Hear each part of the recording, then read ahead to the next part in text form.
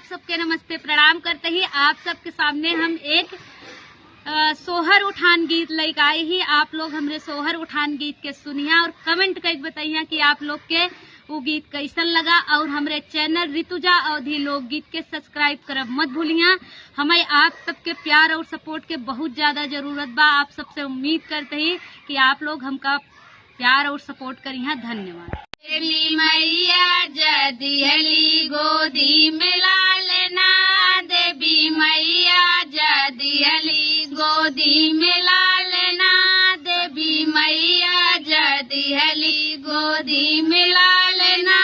सास लुटावई पियरी ना नद लुटावई चुनरी, सास लुटावई पियरी ना नद लुटावई चुनरी।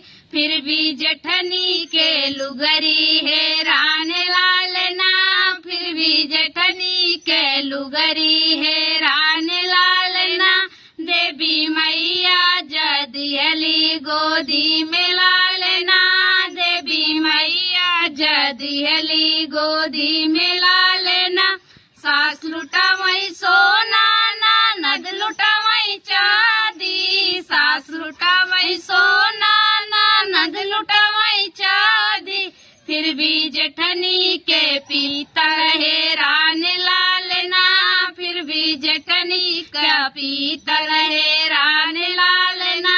देवी मैया जदिहली गोदी में लालना, देवी मैया जदिहली गोदी में लालना, देवी मैया जदिहली गोदी में लालना।